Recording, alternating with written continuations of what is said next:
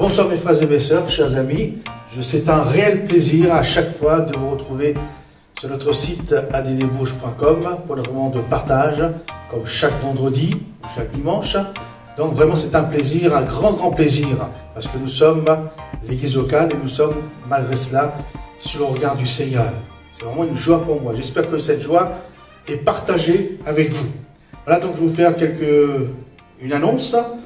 Donc nous avons reçu des directives et les souhaits de l'Union nationale des Assemblées de Dieu de France. Donc l'église locale de Bourges, Vierzon et Saint-Amand garde le principe de la diffusion en ligne des cultes et réunions jusqu'à nouvel ordre par mesure de précaution au coronavirus. Autrement dit, les portes de l'église restent fermées pour le moment. C'est vrai que suite à l'annonce gouvernementale du samedi 23 mai, nous avions prévu une réouverture progressive de l'église à partir du 7 juin. Cependant, après étude des dernières consignes du 24 mai de l'UNADF et du CNEF et l'appel à la prudence qui en résulte, il nous a paru bon d'étudier en détail nos capacités d'accueil en fonction de ces consignes plus drastiques. C'est-à-dire il faut 6 mètres carrés par personne. Donc j'ai vite fait le calcul. Exemple à Vierzon, nous pouvons recevoir une dizaine de personnes pour le culte. À Saint-Amand, 8 personnes. À Bourges, notre grande salle, à peine 35 personnes. Donc nous avons bien sûr fait le tour de nos bâtiments, regardé avec quelques frères, et malheureusement, nous ne pouvons que retarder la reprise de nos cultes de l'église. Mais, en conséquence, nous maintenons, bien sûr, nos réunions par vidéo, mais sachez que nous sommes en train de travailler. Nous travaillons de toute notre force en vue de pouvoir nous réunir à nouveau, voire même avec un nombre de chrétiens restreint, mais que ce soit en toute sécurité et de manière exemplaire, afin de donner un bon témoignage de notre communauté. Peut-être prochainement, mais très bientôt, nous allons pouvoir vous présenter un début de projet de culte dans l'église et simultanément en vidéo. Nous travaillons de tout notre cœur. Nous voulons que l'église ouvre le maximum, le plus rapidement possible. Et c'est pour ça que nous y travaillons. Donc, je vous demande de rester connectés pour être informés. Sachez qu'il y aura du changement, ça c'est sûr, pour vous encourager, nous encourager et nous fortifier mutuellement.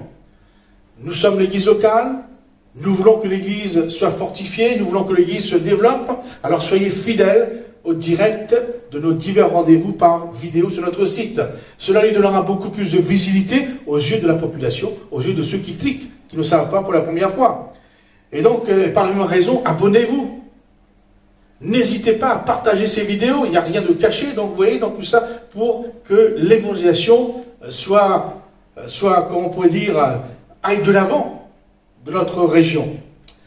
N'hésitez pas, je vous le rappelle, si vous avez besoin d'un entretien, d'un soutien de la prière, d'un conseil, d'une visite, je suis disponible. N'ayez pas peur de me déranger, je suis là pour cela. Donc, vous pouvez m'envoyer un SMS, vous pouvez m'appeler au téléphone, vous pouvez aussi sur le site, donc il y a un cas de contact, vous pouvez aussi prendre rendez-vous. Donc, mais je vous rappelle mon numéro de téléphone, c'est le 07 51 14 74 84. Donc, soyez bénis dans le Seigneur, nous voulons nous bénir mutuellement, nous voulons rester l'Église, la colonne et l'appui de la vérité en Christ. Voilà pour notre moment de partage. J'avais mis comme titre « Et quand Dieu prie ». Je répète, « Et quand Dieu prie ». Nous prions tout le temps, mais quelquefois le Seigneur ne nous prie pas, mais nous demande aussi de faire sa volonté, de faire quelque chose. Le Seigneur nous demande. Alors trouvons notre première lecture dans le livre du prophète Jérémie, au chapitre 33, au verset 1er. La parole de l'Éternel me fut adressée à Jérémie une seconde fois, en ces mots, pendant qu'il était encore enfermé dans la cour de la prison. Ainsi parle l'Éternel qui fait ces choses, l'Éternel qui les conçoit et les exécute, lui dont le nom est l'Éternel. Invoque-moi et je te répondrai. Je t'annoncerai de grandes choses, des choses cachées que tu ne connais pas. Amen. La demande de Dieu, c'est « Invoque-moi et je te répondrai, je t'annoncerai de grandes choses, des choses cachées que tu ne connais pas. » Dieu est toujours surprenant. Parce que, voyez-vous, ces mots sont adressés par Dieu à un prisonnier, le prophète Jérémie. Figurez-vous que c'était la deuxième fois que Dieu s'adressait à Jérémie pendant qu'il était enfermé dans la prison. C'est-à-dire que Dieu s'occupe, prend soin de ceux qui sont dans les prisons. Pas une seule fois par acquis de conscience, mais Dieu a réellement à cœur ceux qui sont prisonniers. La première fois, c'était pour demander à Jérémie d'investir par l'achat d'un champ, alors que le pays vivait un temps de crise. Personne ne voulait, tout le monde voulait vendre, personne ne voulait acheter. Le pays est en faillite, mais Dieu dit à Jérémie d'acheter. Donc ce texte se trouve au chapitre 32, verset 6. C'est Jérémie qui rend ce témoignage. Jérémie dit, la parole de l'Éternel m'a été adressée en ces mots, donc dans la prison. Voici Anamil, fils de ton oncle Shalom, va venir auprès de toi pour te dire, achète mon champ qui est à Anatote, car tu as le droit de rachat pour l'acquérir. Et Anamil, fils de mon oncle, vint auprès de moi selon la parole de l'Éternel dans la cour de la prison. Et il me dit, achète mon champ qui est à Anatote, dans le pays de Benjamin, car tu as le droit d'héritage et de rachat, achète-le. Je reconnus que c'était la parole de l'Éternel. Amen. La chose qui se dégage, c'est que Dieu n'abandonne pas les siens sous prétexte qu'ils sont en disgrâce devant les hommes et même enfermés dans la prison. Tous ceux qui sont spirituellement en prison doivent savoir que Dieu s'intéresse à eux ce soir. On peut être libre, c'est vrai, on peut être libre, c'est-à-dire en dehors d'une prison en mur, mais être quand même prisonnier dans son esprit, dans son âme, dans son cœur. Exemple, quelqu'un peut être prisonnier de la maladie. On peut être prisonnier d'un lien tel que la cigarette, la drogue, l'alcool, le sexe. On peut être prisonnier de la dépression. On peut être prisonnier du mensonge. Je ne peux pas ne pas mentir. On peut être prisonnier de la violence caractérielle. On peut être prisonnier de son passé. Et la liste n'est pas exhaustive. Mais déjà, une bonne nouvelle, d'ailleurs, la Bible, il n'y a toujours que des bonnes nouvelles. Une bonne nouvelle, Dieu a missionné quelqu'un pour délivrer tous les captifs de leur prison. C'est Jésus, le Fils unique de Dieu. Donc Dieu avait déjà a missionné quelqu'un pour délivrer les prisonniers. Cette promesse se trouve dans l'évangile de Luc au chapitre 4, verset 18. Voilà ce que Jésus dit. L'Esprit du Seigneur est sur moi parce qu'il m'a oint pour annoncer une bonne nouvelle aux pauvres. Il m'a envoyé, donc Dieu m'a missionné pour guérir ceux qui ont le cœur brisé. Et regardez, pour proclamer aux captifs, ceux qui sont en captivité, la délivrance. Et aux aveugles, le recouvrement de la vue, pour renvoyer libres les opprimés. Amen. La bonne nouvelle. Revenons aux paroles que Dieu a adressées au prisonnier Jérémie. Invoque-moi et je te répondrai, je t'annoncerai de grandes choses, des choses cachées que tu ne connais pas. C'est un verset dont nous pouvons nous approprier sans modération et sans distinction de prison. Cette demande de Dieu contient 3 formes d'encouragement relatifs à la prière. Invoque-moi, c'est-à-dire demande-moi. Persévère dans la prière. Et voyez-vous, la situation de Jérémie est difficile. Au chapitre 32, verset 24, voilà ce que Jérémie dit. Voici les terrasses s'élèvent contre la ville. Et lui était dans la ville, mais dans la prison en plus. Et la menace. La ville sera livrée entre les mains des Chaldéens qui l'attaquent, vaincus par l'épée, par la famine et par la peste. Donc Jérémie dit, il y a une terrasse que l'ennemi élève autour de Jérusalem et autour de là où il se trouve. Il est question de manque d'eau. Il est question de manquer de nourriture. Il est question de manque d'argent.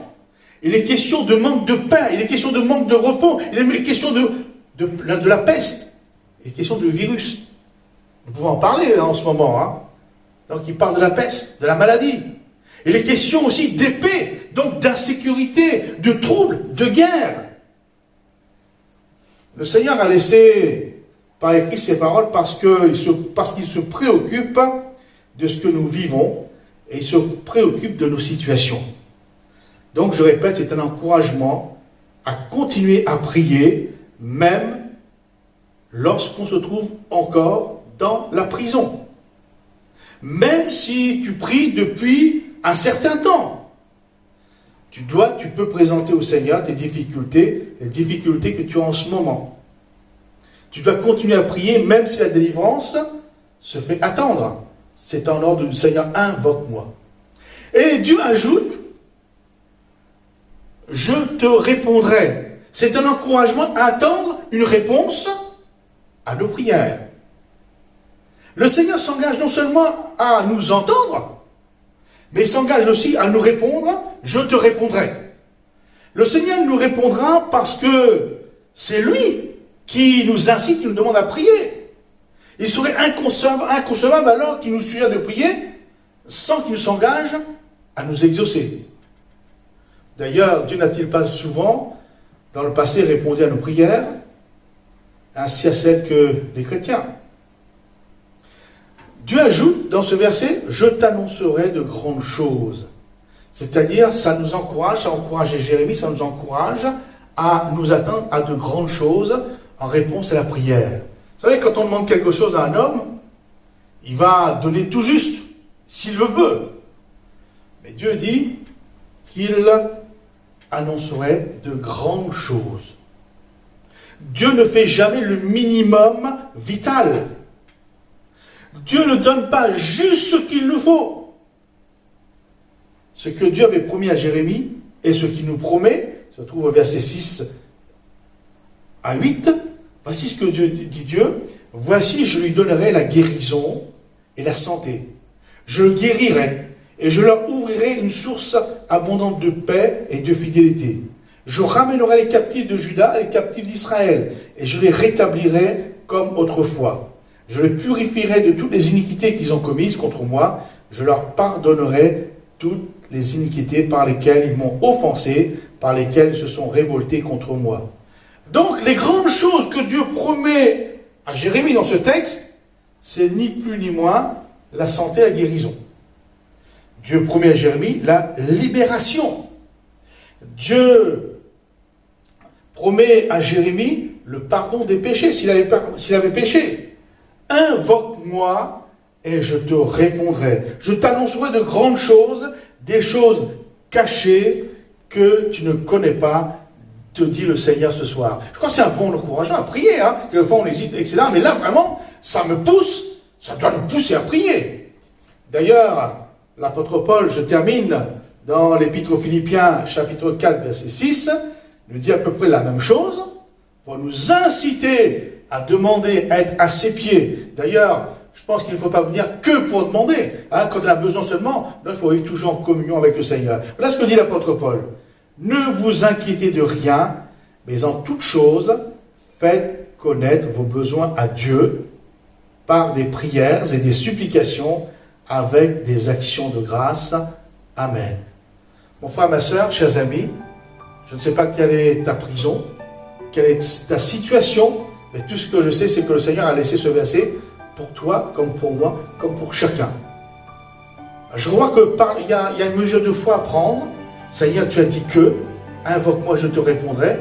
Je t'annoncerai de grandes choses, des choses que tu ne connais pas. Parce que je crois que ce soir, nous entrons tous dans ce cadre. Et je crois que le Seigneur, comme il a fait pour Jérémie, puisque Jérémie, si on regarde l'histoire de Jérémie, il a été délivré de sa prison.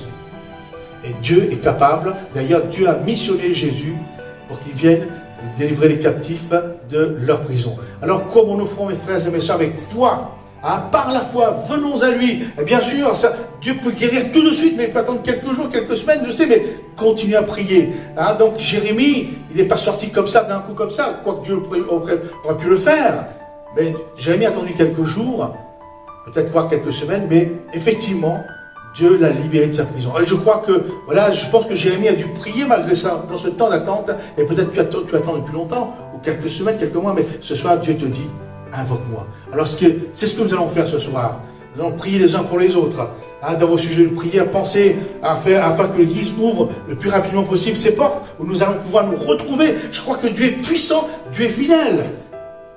Et prions pour que les âmes connaissent ce Dieu d'amour, connaissent la vérité, viennent à la lumière de l'Évangile, parce que Dieu les aime aussi.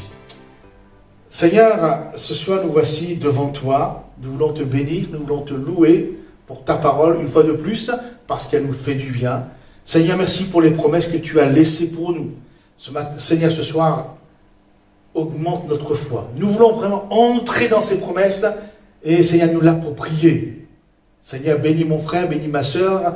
Seigneur, bénis mes amis, tu connais leur situation. Et ce soir encore, donne-leur cette mesure de foi afin qu'ils soient effectivement délivrés. Seigneur, libérés, Seigneur, que leurs chaînes soient brisées. Seigneur, que les murs des prisons, Seigneur, tombent, Seigneur, et que vraiment, ils soient en pleine liberté pour t'acclamer, te bénir.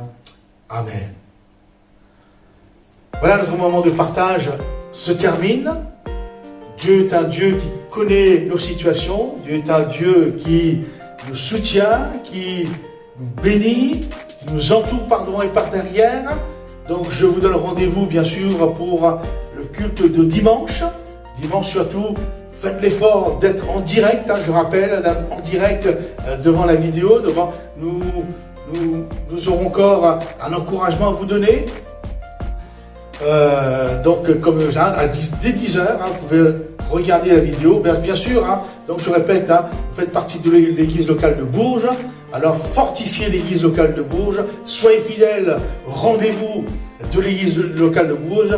Nous y travaillons avec une équipe, donc nous faisons cela non pas pour vous plaire, mais pour plaire au Seigneur, mais en même temps pour vous plaire. Alors que le Seigneur vous bénisse, mes frères et mes sœurs, et rendez-vous bien sûr à dimanche. Merci encore pour vos dons, merci encore pour votre soutien. Dieu est fidèle, et vous savez, lorsqu'on bénit l'église, Dieu vous bénit aussi en conséquence. Amen.